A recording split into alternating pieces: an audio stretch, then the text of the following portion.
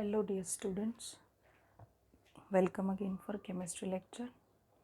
Chemistry lecture में आज फिर से हम हेलोजन डेरिवेटिव्स का आगे का सब टॉपिक लेने वाले हैं। लास्ट लेक्चर जो था उसमें हमने कवर अप किया था SN2 mechanism and some salient features of SN2 mechanism. SN2 mechanism हमारी कंप्लीट हो गई है। Methyl bromide and hydroxide ion जो है उनके बीच में ये रिएक्शन हो रही है। अब यहाँ पे अगर हम ऐसा देखें तो SN2 रिएक्शन मैकेनिज़्म जो हमने देखी है उसमें से काफ़ी सारे पॉइंट्स मैंने आपको लास्ट में लिख के दिए थे ताकि वो पॉइंट एक एट अ ग्लांस आप SN2 मैकेनिज़्म को थोड़ा सा रिकॉल कर पाओ। ठीक है, जैसे बाय मॉलिक्यूलर रिएक्शन है, rate of reaction depends upon both substrate as well as on nucleophile. Second हम ये बोल सकते हैं कि ये जो रिएक्शन है ये वन स्टेप में कवर हो रही है, तो ये एक स्टेप में कवर होती है। ट्रांजिशन स्टेट एक मिलती है आपको वहाँ पे, one step one transition state, इस तरीके से आप याद रख सकते हो। उसके बाद हम ये बोल सकते हैं कि न्यूक्लियोफाइल जो है उसका अटैक बैक साइड से होता है। ठीक है, न्यूक्लियोफाइल का इलेक्ट्रोफिलिक कार्बन पे जो अटैक है वो बैक साइड से हो रहा है, ये याद रखने की ज़रूरत है। और लास्ट पॉइंट ये है कि SN2 रिएक्शन एक्चुअल में उसको SN2 क्यों कहा गया है, बायोमोलिक्यूलर सब्स्टिट्यूशन न्यूक्लियोफिलिक, ऐसा क्यों कहा गया है? बायोमोलिक्यूलर इसलिए है क्योंकि rate of reaction depends on both factors.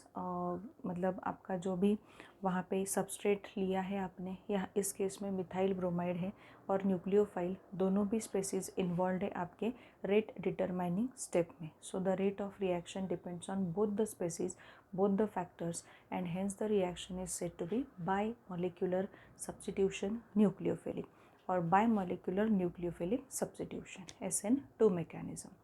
और उसमें ये भी है कि TS के बारे में काफ़ी सी नॉलेज आपको होनी चाहिए। TS जो है उसमें आपको पेंटा कोऑर्डिनेट कार्बन वहाँ पे दिखाई देगा, जिसमें कार्बन ने 3 सिग्मा बॉन्ड्स 3 हाइड्रोजन के साथ बनाए हैं और 2 पार्शियल कोवैलेंट बॉन्ड्स हैं। ठीक है, जहाँ पे नेगेटिव चार्ज डिफ्यूज़ दिखाई देता है, आपको डिफ्यूज़ होता हुआ दिखाई दे रहा है। तो इस TS के बारे में हमने इस तरीके से जानकारी ली। कार्बन हाइड्रोजन हाइड्रोजन ये जो भी बॉन्डिंग है उसके बीच में वहाँ पे 120 डिग्री का बॉन्ड एंगल वहाँ पे बन रहा है, ये भी हमने देखा था। और last point, it is not the list, Walden inversion के बारे में हमने देखा है। वाल्डन इन्वर्जन क्या है वहाँ पे बच्चों? वाल्डन इन्वर्जन का मतलब ये है कि SN2 मैकेनिज़्म में अगर आपने सबस्ट्रेट लिया है which is optically active substrate, जो सबस्ट्रेट है वो ऑप्टिकली एक्टिव है और न्यूक्लियोफाइल अगर बैक साइड से अटैक कर रहा है, तो लिविंग ग्रुप की पोजीशन और जो भी प्रोडक्ट में न्यूक्लियोफाइल की पोजीशन है, they are exactly opposite to each other. Leaving group की पोजीशन आपके सबस्ट्रेट में राइट साइड में है, और अगर आपका प्रोडक्ट देखो तो प्रोडक्ट में जो न्यूक्लियोफाइल अटैच हुआ है उसकी जो पोजीशन है वो वहाँ पे लेफ़्ट साइड में आपको दिखाई देगी। सो this is nothing but inversion of configuration. ठीक है, और ये जो इन्वर्जन है इसे वाल्डन इन्वर्जन क्यों कहा गया है ये भी मैंने कहा था। पॉल वाल्डन जो है उन्होंने सबसे पहले ये जो फिनोमिनन है इन्वर्जन ऑफ कॉन्फ़िगरेशन को उसको एंटिसिपेट किया था। बाद में बाकी बहुत से साइंटिस्ट ऐसे हैं जहाँ पे इनगोल्ड है, और भी एक साइंटिस्ट वहाँ पे इन्वॉल्व है कि जिन्होंने वाल्डन इन्वर्जन पे काम और ज़्यादा किया और ये जो कंसेप्ट को बहुत अच्छी तरीके से समझाने की कोशिश की। सो बेसिकली जहाँ से आया है उनका ही नाम इसको वहाँ पे दिया गया, वाल्डन इन्वर्जन इसे हम बोल सकते हैं। सो this is all about your SN2 mechanism. Hopefully SN2 mechanism आपके समझ में बहुत अच्छे से आया होगा, बिकॉज SN2 मैकेनिज़्म इतना इम्पॉर्टेंट मैकेनिज़्म है कि आपको वो दे रहा है वहाँ पे कि SN2 मैकेनिज़्म में अगर आप ऑप्टिकली एक्टिव सबस्ट्रेट लेते हो तो you will get inversion of configuration. So this is the point where we can find stereochemical aspect of SN2 mechanism. तो स्टीरियोकेमिस्ट्री या स्टीरियोकेमिकल एस्पेक्ट है SN2 मैकेनिज़्म का, वो अगर हम देख रहे हैं तो हमें वहाँ पे क्या करना चाहिए, यही पॉइंट को वहाँ पे लिखना चाहिए। और ये और मैं बताना चाह रही हूँ कि अभी मतलब संडे अगर टेस्ट होगा आप लोगों का, कमिंग संडे पे अगर टेस्ट होगा तो फ्राइडे तक का पोर्शन आपको वहाँ पे रहेगा। फ्राइडे का भी जो भी लेक्चर वहाँ पे अपलोड होगा वो लेक्चर आपको वहाँ पे रहेगा, ठीक है। सो ये इम्पॉर्टेंट पॉइंट है यहाँ पे। और एक बात है कि वहाँ पे आज हम स्टार्ट करने जा रहे हैं SN1 मैकेनिज़्म। तो जैसे ही हम स्टार्ट कर रहे हैं ना, धीरे धीरे जैसे आगे बढ़ते हैं ना, so try to just recall, मतलब ये लेक्चर होने के बाद थोड़ा सा रिकॉल करो, टेक्स्ट बुक बंद करके रिकॉल करो कि SN2 और SN1 जो मैकेनिज़्म है उसमें एग्जैक्टली क्या डिफरेंस आपको मिल रहा है। Those points are nothing but point of difference between SN2 and SN1 mechanism. अलग से आपको उसको तैयार करने की, वो क्वेश्चन को पढ़ने की ज़रूरत नहीं है। अगर आपके पॉइंट SN2 के क्लियर है, आज मैं पढ़ाने जा रही हूँ SN1 मैकेनिज़्म, तो वो भी पॉइंट्स अगर आपके क्लियर हो गए तो आपको डिफरेंस के पॉइंट को चूज़ करना या डिफरेंस के पॉइंट को अच्छे से मगअप करना उसकी ज़रूरत नहीं है। अपने आप आपको समझ में आता जाएगा कि what is exactly point of difference between SN2 and SN1 mechanism. So let us get start with the SN1 mechanism today।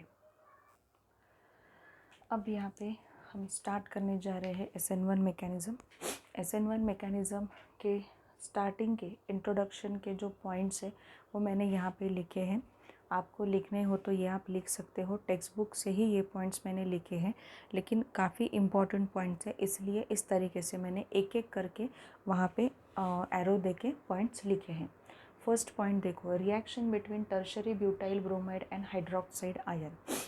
हम एग्जाम्पल ले रहे हैं एक्चुअल में SN1 मैकेनिज़्म का एग्जाम्पल है टर्शरी ब्यूटाइल ब्रोमाइड आपको लेना है। इसका मतलब ये है कि वहाँ पे 2 ब्रोमो 2 मिथाइल प्रोपेन भी उसे कहा जाएगा। टर्शरी ब्यूटाइल ब्रोमाइड और हाइड्रोक्साइड आयन जो है उनके बीच में रिएक्शन का एग्जाम्पल हम ले रहे हैं एज अ SN1 मैकेनिज़्म। तो फॉर्मेशन किसका होगा यहाँ पे फॉर्मेशन होगा टर्शरी ब्यूटाइल अल्कोहल का। मतलब यहाँ पे हम बोल सकते हैं कि 2 मिथाइल प्रोपेन 2 ओल का फॉर्मेशन यहाँ पे होगा। नेक्स्ट है यहाँ पे Br- चला जाएगा, वो लिविंग ग्रुप के फॉर्म में, हलाइड के फॉर्म में वहाँ से निकल जाएगा, ठीक है। तो यहाँ देखो, it follows first order kinetics. अब ये काफ़ी इंपॉर्टेंट पॉइंट है। SN2 क्या फॉलो कर रहा था, सेकेंड ऑर्डर काइनेटिक्स फॉलो कर रहा था।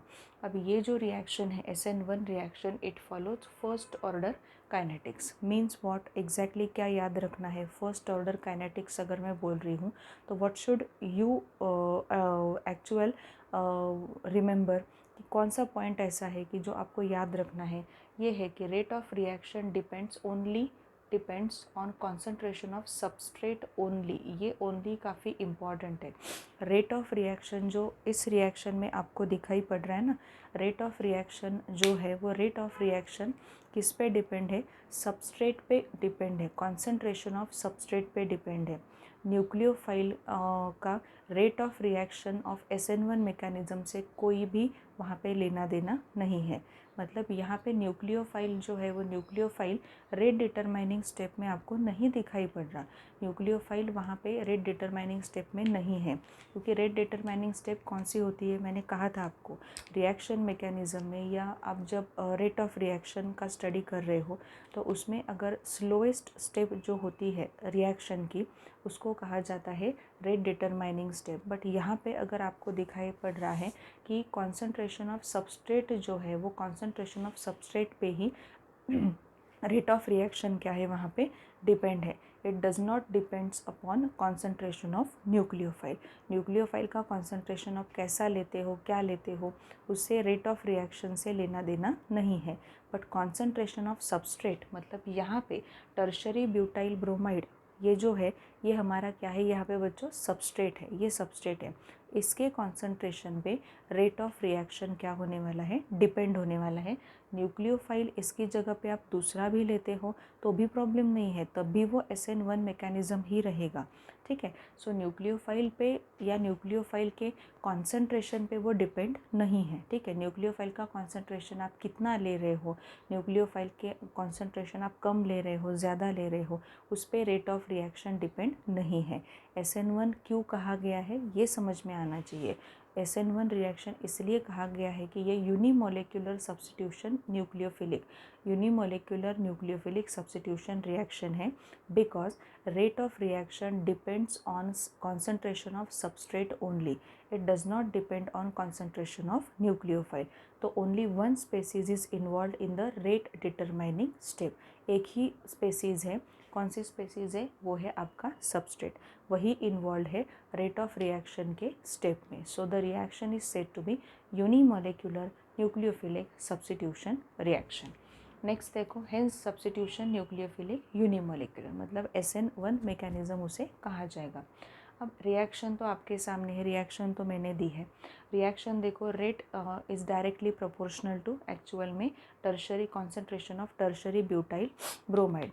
अब यहाँ पे जो प्रोपोर्शनैलिटी की साइन है वो हमने हटा दी, फिर इज इक्वल टू के करके लिखा, कांस्टेंट लिया है हमने, and concentration of tertiary butyl bromide. ठीक है, यहाँ पे न्यूक्लियोफाइल हमने लिया नहीं है, मतलब रेट ऑफ रिएक्शन है, it directly depends on substrate only, it does not depend on the nucleophile concentration. वही नीचे लिखा है, concentration of nucleophile does not influence rate of reaction. Concentration of nucleophile does not influence, मतलब concentration जो है nucleophile का, वो nucleophile का कॉन्सेंट्रेशन कोई इतना इम्पॉर्टेंट पार्ट नहीं है यहाँ पे, और कॉन्सेंट्रेशन ऑफ न्यूक्लियोफाइल का आप कैसे भी लेते हो, कितना भी लेते हो, वो कोई ऐसे अलग से अफेक्ट नहीं करने वाला आपके SN1 मैकेनिज्म में। ठीक है, सो यहाँ तक के पॉइंट्स आपको क्लियर हो गए हैं। तो हम लोग अब आगे बढ़ेंगे, SN1 मैकेनिज्म एक्चुअल में कैसे हो रही है, कितने स्टेप्स में हो रही है। और एक बात मैं यहाँ पे बता देती हूँ कि SN1 मैकेनिज्म जो है, it is a 2 step reaction, 2 step reaction यहाँ पे आपको मिलेगी। ठीक है, सो क्या है, किस तरीके के 2 स्टेप्स वहाँ पे इन्वॉल्व है, वो हम आगे देखने जा रहे हैं। But before going to start the steps involve in SN1 mechanism, let us just recall these points. ठीक है, कि रिएक्शन जो है यूनिमोलेक्युलर है। ठीक है, क्यों यूनिमोलेक्युलर है, rate of reaction depends only on concentration of substrate, it does not depends on concentration of nucleophile, means only one species, a substrate is involved in a rate determining step, nucleophile is not involved in the step, hence the reaction is said to be unimolecular substitution nucleophilic reaction। ठीक है, सो ये reaction का part हमने देखा। Reaction में हम substrate कौन सा यूज़ कर रहे हैं, टर्शरी ब्यूटाइल ब्रोमाइड, और यू कैन से 2-ब्रोमो 2-मिथाइल प्रोपेन, ये सबस्ट्रेट हम यूज़ कर रहे हैं। न्यूक्लियोफाइल आप कौन सा यूज़ कर रहे हो यहाँ पे, हाइड्रोक्साइड आयन, OH- आयन जो है वो आपका न्यूक्लियोफाइल है। प्रोडक्ट आपको क्या मिल रहा है यहाँ पे, टर्शरी ब्यूटाइल अल्कोहल, और यू कैन से 2-मिथाइल प्रोपेन 2-ओल, ये आपको प्रोडक्ट यहाँ पे मिल रहा है, along with 1 leaving group. Leaving group कौन सा है यहाँ पे, ब्रोमाइड आयन, ये क्या है आपका लिविंग ग्रुप है। ठीक है, सो ये सारे जो पॉइंट्स है ये उतने ही इम्पॉर्टेंट है जितना मैं यहाँ पे रिकॉल कर रही हूँ। So let us start with the steps through which SN1 mechanism moves. ठीक है, अब देखो बच्चों, यहाँ पे SN1 मैकेनिज्म की हम बात कर रहे हैं। एक्चुअल में SN1 मैकेनिज्म कैसे मूव करती है, 2 स्टेप प्रोसेस है, 2 स्टेप मैकेनिज्म है, ऐसे हम बोल पाएंगे यहाँ पे।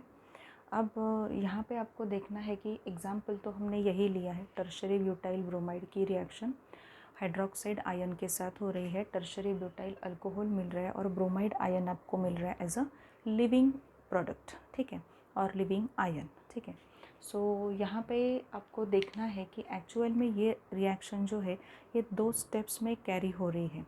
मतलब आप थोड़ा सा लॉजिक लगाओ कि 1 स्टेप 1 ट्रांजिशन स्टेट है, तो यहाँ पे अगर 2 स्टेप्स रहेगी तो ट्रांजिशन स्टेट्स पे कितने रहेंगे आपके, 2 रहेंगे। उन्होंने कहा नहीं है आपको ट्रांजिशन स्टेट के बारे में, SN1 मैकेनिज्म में उन्होंने कुछ भी नहीं कहा है, but at least you should know कि ट्रांजिशन स्टेट यहाँ पे आपको 2 मिल सकते हैं। ठीक है, सो आपको सिर्फ याद रखना है, बाकी एक्सप्लेनेशन आपको नेसेसरी नहीं है उस पर फालतू में ऐसे वहाँ पे मतलब हम बोल सकते हैं ना कि थिंकिंग मत करते बैठो कि वो ट्रांजिशन कैसे 2 होंगे, क्या होंगे। जस्ट ट्राई टू अंडरस्टैंड, अगर 2 स्टेप में रिएक्शन हो रही है तो ट्रांजिशन स्टेट साइड भी कितने मिल रहे हैं आपको, 2 मिल रहे हैं, दैट्स इट। सो ये इम्पॉर्टेंट है। अब देखो फर्स्ट स्टेप में एग्जैक्टली क्या हो रहा है वो हमें देखना है। फर्स्ट स्टेप क्या है बेटा, फर्स्ट स्टेप ये जो होता है देखो यहाँ पे कि फर्स्ट स्टेप में एक्चुअल में ये हो रहा है कि ब्रेकिंग, हम लिख भी सकते हैं यहाँ पे ब्रेकिंग ऑफ CBr बॉन्ड, ठीक है, ब्रेकिंग ऑफ CBr बॉन्ड। यहाँ पे जो CBr ये जो बॉन्ड आपको दिखाई दे रहा है ना, ये CBr बॉन्ड का ब्रेक होना, ये पहली स्टेप है। यहाँ पे देखो मैंने दिखाया है, बट ये CBr बॉन्ड का जो ब्रेक होना है ये हेटेरोलिसिस हो रहा है। हेटेरोलिसिस क्यों हो रहा है, यहाँ पे कार्बन और ब्रोमीन है, यहाँ पे भी कार्बन और ब्रोमीन के बीच में बॉन्ड का फॉर्मेशन है। अब अगर कार्बन और ब्रोमीन की कंपैरिजन आप करते हो तो यहाँ पे ये आपको दिखाई देगा कि कार्बन जो होगा वो कम इलेक्ट्रोनेगेटिविटी वाला है और ब्रोमीन ज़्यादा इलेक्ट्रोनेगेटिविटी दिखाएगा। तो ऑब्वियसली क्या हो सकता है, यहाँ पे ब्रोमीन ये जो है ये यहाँ के बॉन्डेड इलेक्ट्रॉन्स को लेके leaving as a leaving ion की तरह वहाँ से निकल जाएगा। सो एक्चुअल में यही तो फर्स्ट स्टेप है कि first step of the SN1 mechanism is breaking of CBr bond और breaking of CX bond you can say, ठीक है। तो ब्रेकिंग हो रहा है बेसिकली कार्बन टू हैलोजन जो बॉन्ड है वो हेटेरोलिसिस से क्या हो रहा है, उसका ब्रेकिंग हो रहा है। ये इंपॉर्टेंट है, this is the first step. अब ये फर्स्ट स्टेप यहाँ पे आपको मिल गए।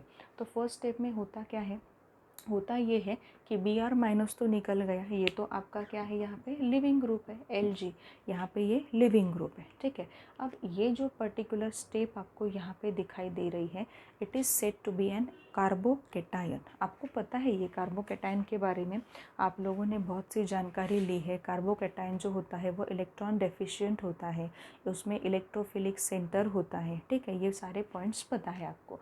तो यहाँ का अगर बॉन्ड टूट गया और ये इलेक्ट्रॉन Br मतलब ब्रोमीन लेके चला गया तो कार्बन पे क्या आएगा, कार्बन पे आएगा पॉजिटिव चार्ज और तीनों के तीनों वैलेंसीज किससे सेटिस्फाई हो रहे हैं, CH3 ग्रुप से सेटिस्फाई हो रहे हैं।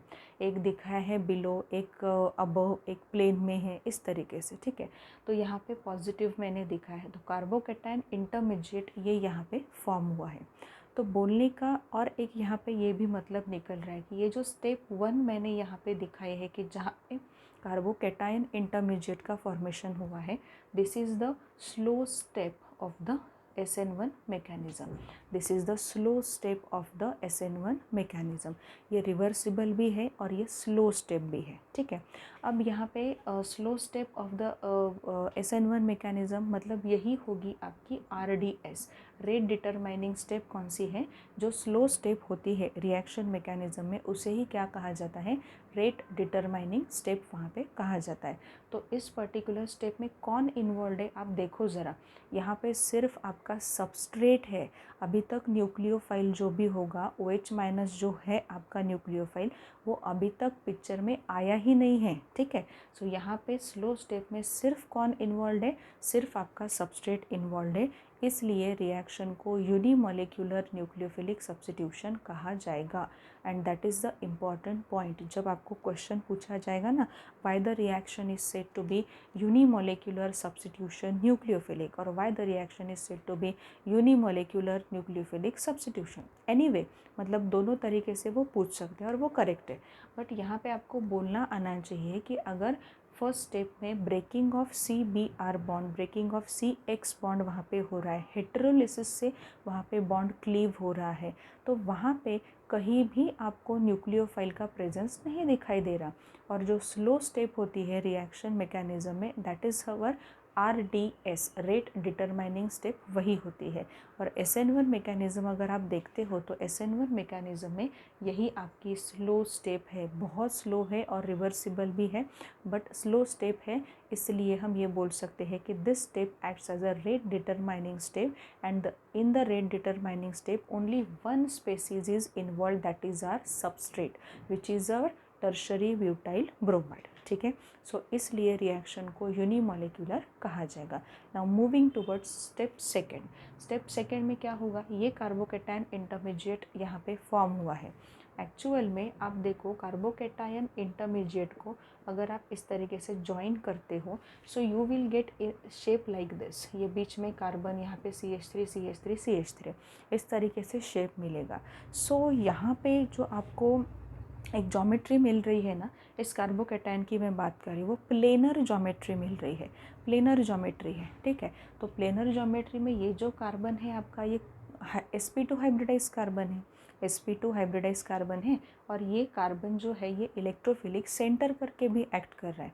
अब इलेक्ट्रोफिलिक सेंटर करके वो अगर एक्ट कर रहा है तो न्यूक्लियोफाइल, देखो आप, न्यूक्लियोफाइल कहीं से भी अटैक कर सकता है, मतलब दोनों तरीके से। फ्रंट साइड से अगर आप अटैक करवाना चाहो तो भी अटैक हो सकता है, बैक साइड से अगर आप अटैक करवाना चाहो तो भी अटैक हो सकता है।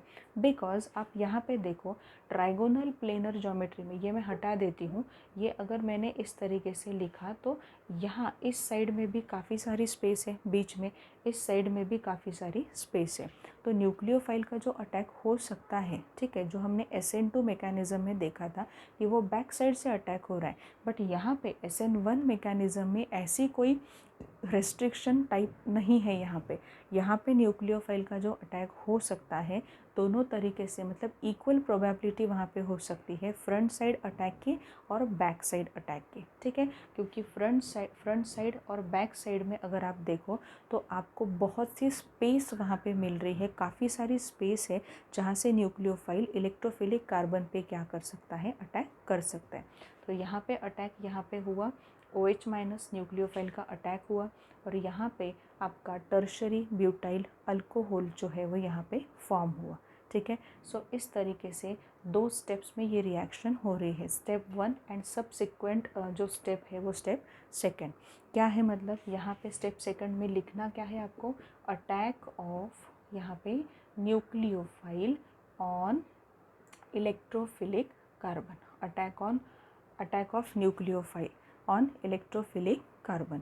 अटैक कौन से साइड से हो रहा है ये इम्पॉर्टेंट यहाँ पे दिया नहीं है, बट ये इम्पॉर्टेंट है जानना कि कार्बोकैटायन जो है वो, कार्बोकैटायन की ज्योमेट्री अगर आप देखो तो वो प्लेनर ज्योमेट्री वहाँ पे मिलती है, प्लेनर ज्योमेट्री है। बट उसके साथ साथ हम ये भी बोल सकते हैं कि कार्बन जो है उसका हाइब्रिडाइजेशन यहाँ पे sp2 हाइब्रिडाइजेशन होगा। न्यूक्लियोफाइल अगर बैक साइड से भी अटैक करना चाहेगा तो भी हो सकता है, फ्रंट साइड से अटैक करना चाहेगा तो भी हो सकता है। सो न्यूक्लियोफाइल का जो भी प्रोबेबिलिटी है वो सेम आती है, अगर फ्रंट साइड से भी अटैक करना चाहे तो भी पॉसिबिलिटी हो सकती है, बैक साइड से अटैक करना चाहता है तो भी पॉसिबिलिटी वहाँ पे बन सकती है प्रोडक्ट मिलने की। So no need to worry about SN1 mechanism में कि न्यूक्लियोफाइल का अटैक एग्जैक्टली कहाँ से होगा, बैक साइड से होगा या फ्रंट साइड से होगा, दोनों साइड से हो सकता है। ऐसा क्यों हुआ है ये भी समझ लो, ऐसा इसलिए हुआ है कि जो ये कार्बोकैटायन इंटरमीडिएट फॉर्म हुआ है ना, इस कार्बोकैटायन इंटरमीडिएट की जो ज्योमेट्री है वो प्लेनर ज्योमेट्री है। प्लेनर ज्योमेट्री में ये हुआ है कि यहाँ की स्पेस और यहाँ की जो स्पेस है, दोनों तरीके से स्पेस काफ़ी ज़्यादा मिल रही है ताकि न्यूक्लियोफाइल कहीं से भी अटैक कर सके।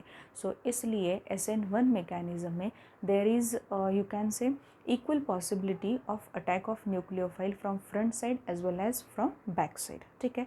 मतलब या तो फ्रंट साइड से होगा या तो इधर वो बैक साइड से अटैक वहाँ पे करेगा। So these are the steps involved in the SN1 mechanism.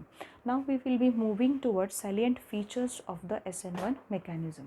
SN1 mechanism के कुछ salient features जैसे हमने SN2 के देखे थे वैसे ही SN1 के भी यहाँ पे देखने हैं, ये सामने है, इससे ही हम salient features को डिस्कस करेंगे, nothing न्यू अबाउट इट, ठीक है।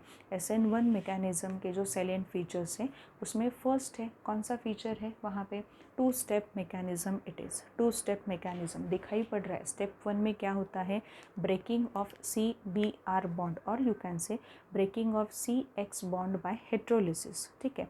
स्पेसिफिकली जो हैलोजन है वो वहाँ पे डालो, बाकी कुछ नहीं है X की जगह पे। So basically breaking of CX bond ये हमारा इम्पॉर्टेंट है, and that too by heterolysis, heterolysis से वो वहाँ पे हो रहा है। And formation of carbocation intermediate, ये फर्स्ट स्टेप है आपकी।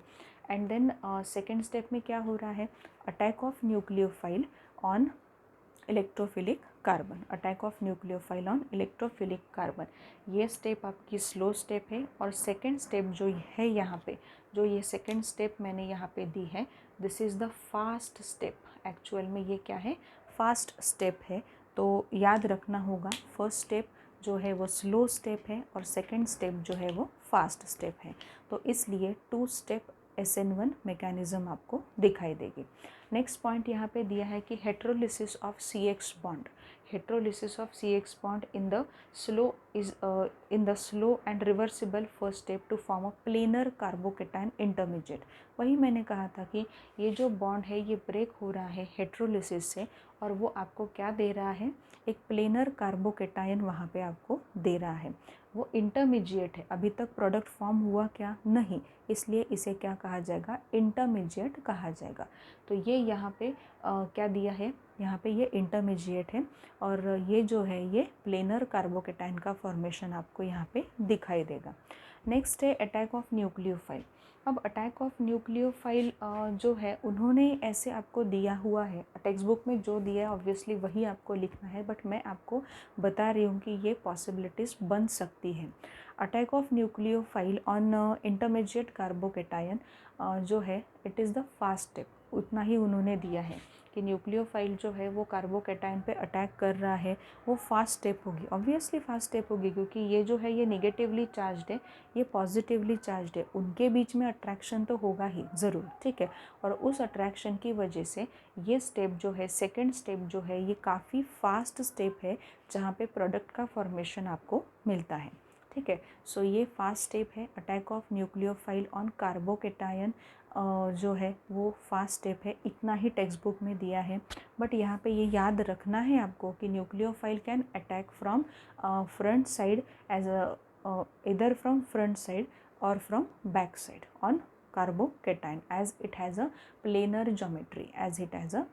geometry, नेक्स्ट यहाँ पे आपको ये जो भी रिएक्शन है SN1 मैकेनिज़्म जो है, SN1 मैकेनिज़्म में अब हमने जो सबस्ट्रेट लिया था ना, वो सबस्ट्रेट कोई ऑप्टिकली एक्टिव सबस्ट्रेट नहीं था। मतलब यहाँ पे देखो कार्बन की चारों वैलेंसीज अगर डिफरेंट एटम या डिफरेंट ग्रुप के साथ वहाँ पे सेटिस्फाइड है तो हम बोल सकते हैं कि yes the substrate is optically active, but यहाँ पे वैसा नहीं है, ये ऑप्टिकली इनएक्टिव है, ठीक है। अगर ऐसा हुआ तो ऑप्टिकली एक्टिव सबस्ट्रेट अगर वहाँ पे लिया गया तो क्या हो सकता है, मतलब फोर्थ जो सेलेंट फीचर है वो आपको क्या दे रहा है, stereochemistry of SN1 mechanism, और you can say stereochemical aspect of SN1 mechanism, ठीक है। सो वही हम डिस्कस करने वाले हैं अभी, और जो भी एक्चुअल में अब मैं सबस्ट्रेट लेने वाली हूँ वो ये सबस्ट्रेट नहीं होगा, वो सबस्ट्रेट होगा ऑप्टिकली एक्टिव सबस्ट्रेट, जहाँ पे कार्बन की चारों वैलेंसीज जो है it is satisfied with different atoms और group of atoms, so it is said to be optically active substrate, ठीक है। कायरल कार्बन होना चाहिए ना, वो कायरल कंपाउंड होना चाहिए वहाँ पे, तब जाके हम बोल सकते हैं कि सबस्ट्रेट हमारा क्या है, ऑप्टिकली एक्टिव है। इसके साथ हम स्टीरियो केमिकल एस्पेक्ट जो है वो हम अच्छे से नहीं पढ़ सकते, सो इसलिए और एक एग्ज़ाम्पल वहाँ पे लेना पड़ेगा, और एक एग्ज़ाम्पल से हम क्या कर सकते हैं फिर स्टीरियो केमिकल एस्पेक्ट और stereo chemistry of SN1 mechanism जो है उसको हम डिस्कस करेंगे। अब यहाँ पे देखो लास्ट वाला पॉइंट SN1 मैकेनिज़्म का जो फोर्थ पॉइंट दिया है आपके टेक्स्ट बुक में, कि बेसिकली उन्होंने ये कहा है कि फोर्थ पॉइंट में उन्होंने ये कहा है कि यहाँ पे रेसिमाइजेशन आपको मिलता है। अब ये रेसिमाइजेशन क्या है ये जानने के लिए हम ये सारा यहाँ पे ले रहे हैं। अब देखो SN2 मैकेनिज़्म में हमने देखा था कि हमने अगर ऑप्टिकली एक्टिव सबस्ट्रेट वहाँ पे लिया तो ऑप्टिकली एक्टिव सबस्ट्रेट लेने पर हमें इन्वर्जन ऑफ कॉन्फ़िगरेशन मिलता है, and that was the stereochemical part और stereochemical aspect, stereochemistry of SN2 mechanism, ठीक है। नाउ ये जो रेसिमाइजेशन यहाँ पे दिया हुआ है ये क्या है exactly, racemisation is now it is considered as a stereochemical aspect of SN1 mechanism, or you can say it is a stereochemistry of SN1 mechanism। अब यहाँ पे हमें क्या करना है, यहाँ पे सबसे पहले हमें एक काम करना है, you have to take optically active substrate, optically active substrate आपको यहाँ पे लेना पड़ेगा, बिकॉज वहाँ पे भी हमने वही देखा था कि SN2 मैकेनिज्म में अगर आप ऑप्टिकली एक्टिव सबस्ट्रेट लेते हो, न्यूक्लियोफाइल का बैक साइड से अटैक करते हो, तो you will get inversion of configuration. वो मैंने आपको समझाया था। अब यहाँ पे भी आपको क्या करना है, ऑप्टिकली एक्टिव सबस्ट्रेट लेना है, ऑप्टिकली एक्टिव सबस्ट्रेट लेना है। वो लिया है हमने, चलो यहाँ पे देख लेते हैं। 1 bromo 1 phenyl ethane, 1 bromo 1 phenyl ethane, ये हमने ऑप्टिकली एक्टिव सबस्ट्रेट लिया है, जहाँ पे ये कार्बन देखो कायरल कार्बन को रिप्रेजेंट कर रहा है, because this carbon has 4 valencies and it is satisfied by different atoms और ग्रुप ऑफ एटम्स। ठीक है, सो it is nothing but 1 bromo 1 phenyl ethane, यही हमने यहाँ पे रिप्रेजेंट किया है। ठीक है, 1 ब्रोमो, यहाँ पे 1 फिनाइल और इथेन, ये हमने रिप्रेजेंट किया। फर्स्ट स्टेप तो वही रहेंगे, स्टेप नहीं चेंज होने वाले। फर्स्ट स्टेप में क्या होगा, ये जो CBr बॉन्ड है, ये CBr बॉन्ड हेटेरोलिसिस से क्लीव होगा, हेटेरोलिसिस से वहाँ पे टूट जाएगा। टूटने के बाद क्या होता है, ये आपका लिविंग ग्रुप रहा, ये लिविंग ग्रुप वहाँ पे बन गया, Br- ब्रोमाइड आयन वहाँ से निकल गया। ठीक है, मिला आपको ये कार्बोकेटायन। ये कार्बोकेटायन जो है, ये कार्बोकेटायन को क्या कहा जाएगा, इंटरमीडिएट, इंटरमीडिएट कहा जाएगा, बिकॉज अभी तक न्यूक्लियोफाइल का अटैक हुआ कहाँ है, प्रोडक्ट हमें मिला कहाँ है, तो ये क्या है हमारा कार्बोकेटायन इंटरमीडिएट। अब यही कार्बोकेटायन इंटरमीडिएट हमने नीचे लिखा है। ठीक है, प्लस यहाँ पे लिखना है, नीचे लिखा है। अब हम क्या करने जा रहे हैं, एक्चुअल में न्यूक्लियोफाइल का अटैक हम करने जा रहे हैं। ये न्यूक्लियोफाइल का अटैक हो रहा है फ्रंट साइड से, ये न्यूक्लियोफाइल का अटैक हो रहा है बैक साइड से। डिस्कशन इस पे हमारा बहुत ज़्यादा हो चुका है कि वहाँ पे प्लेनर ज्योमेट्री दिखाई दे रही है, इंटरमीडिएट जो कार्बोकेटायन मिलता है उसकी प्लेनर ज्योमेट्री वहाँ पे दिखाई देती है। सो प्लेनर ज्योमेट्री की वजह से एक्चुअल में न्यूक्लियोफाइल जो होता है वो इधर फ्रंट साइड से और बैक साइड से अटैक बहुत आसानी से कर सकता है। तो वही पॉसिबिलिटीज़ हम क्या कर रहे हैं, अब देने की कोशिश कर रहे हैं। अगर फ्रंट साइड से अटैक हुआ तो ये प्रोडक्ट आपको मिलेगा, बिल्कुल फ्रंट साइड से अगर न्यूक्लियोफाइल का अटैक हुआ तो आपको प्रोडक्ट इस तरीके से मिलेगा, and this is called retention of configuration. This is called retention of configuration. मतलब ये देखो, आपका जो भी लिविंग ग्रुप था वो भी इस कार्बन के राइट में ही है, यहाँ पे न्यूक्लियोफाइल जो है वो भी राइट में ही है। मतलब लिविंग ग्रुप और जो नया न्यूक्लियोफाइल है उनकी पोजीशन और उनकी साइड टू अटैच्ड कार्बन अगर वहाँ पे चेंज नहीं हो रही है तो वो कहलाएगा रिटेंशन ऑफ कॉन्फ़िगरेशन। किसी भी चीज़ को रिटेन करना, इसका मतलब क्या है, एज इट इज़ वहाँ पे रिप्रेजेंट करना, रिटेन करते हैं हम उस चीज़ को, हम चेंज नहीं कर रहे, हम रिटेन कर रहे हैं। ठीक है, तो यहाँ पे क्या है, ये है रिटेंशन ऑफ कॉन्फ़िगरेशन। अगर फ्रंट साइड से अटैक होता है तो आपको प्रोडक्ट मिलेगा which is retention of configuration. अगर बैक साइड से न्यूक्लियोफाइल का अटैक हुआ तो क्या होगा, बैक साइड से अटैक हुआ तो you will get inversion of configuration. अब इन्वर्जन क्यों, ज़रा इसको और इसको देखो, Br कहाँ है आपका, इस साइड में है, मतलब राइट साइड में है, बट OH जो अटैक हुआ है वो OH कहाँ पे है आपका, लेफ़्ट साइड में है। मतलब क्या हुआ है, आपका न्यूक्लियोफाइल जो था और आपका जो लिविंग ग्रुप था उनके जो साइड से उनकी जो डायरेक्शन है वो चेंज हो चुकी है। वो कहाँ से कहाँ तक चेंज हुई है, सबस्ट्रेट से लेके प्रोडक्ट तक आपको चेंज मिला है, इसलिए इसको कहा जाएगा इन्वर्जन ऑफ कॉन्फ़िगरेशन। ये दोनों भी क्या है, ये दोनों भी आप देखो ज़रा अच्छे से देखो, ये दोनों भी एक दूसरे के इनैंशियोमर से, they are non superimposable mirror images of each other, they are said to be enantiomers. ये दोनों भी एक दूसरे के इनैंशियोमर्स है, और ये दोनों भी आपको मिलते हैं इक्वल प्रोपोर्शन में, इक्वल प्रोपोर्शन में वो वहाँ पे आपको मिलेंगे। मतलब यहाँ पे ये मैं बोलना चाह रही हूँ कि इक्वल प्रोपोर्शन में है वहाँ पे, तो equal proportion of dextro and levo rotatory जो आइसोमर होता है उनको क्या कहा जाता है, इक्वल प्रोपोर्शन अगर वहाँ पे आता है तो उसे रैसेमिक मॉडिफिकेशन या रैसिमाइजेशन कहा जाता है। तो वही हुआ है यहाँ पे, प्रोडक्ट आपको दो मिलते हैं और वो भी इक्वल प्रोपोर्शन में मिलते हैं। उसमें से एक ऐसा है कि प्लेन पोलराइज लाइट को राइट में घुमाएगा और दूसरा उतना ही एक ही इसमें एक ही मिक्सचर में वो है एक अगर राइट में घुमा रहा है तो दूसरा उतने ही एंगल से लेफ्ट में घुमाएगा। मतलब क्या, कॉम्पेंसेट हो गया, वो कॉम्पेंसेशन हो गया और यहाँ पे आपको रैसिमाइजेशन मिल गया। ठीक है, सो this is all about stereochemical aspect of SN1 mechanism. समझ में आना चाहिए। SN1 मैकेनिज़्म में स्टीरियोकेमिकल एस्पेक्ट में अगर क्वेश्चन आपको पूछा जाता है कि why would get a racemization if you take optically active substrate in case of SN1 mechanism. So in SN1 mechanism if you take optically active substrate, क्या होगा, सबसे पहले तो वही है, न्यूक्लियोफाइल का अटैक होगा, then it will form a particular intermediate which is called as a carbocation, and that particular carbocation has a specific geometry, planar geometry, and hence nucleophile can attack from both sides, either from front side, either from back side. So considering the both possibilities, we will get retention of configuration as well as we will get inversion of configuration. ठीक है, so one product which rotate the plane of plane polarized light to the right, whereas another product which we get is rotating the PPL to the left side. So same amount में एक ही mixture में ये दो product आपको मिलते हैं। सो इसलिए ये कहा गया है कि यहाँ पे इन्वर्जन नहीं है, यहाँ पे रैसिमाइजेशन के चांसेस ज़्यादा होते हैं। SN1 मैकेनिज़्म में क्या है बच्चों, रैसिमाइजेशन जो है, रैसिमाइजेशन के चांसेस आपको बहुत ज़्यादा मिलते हैं।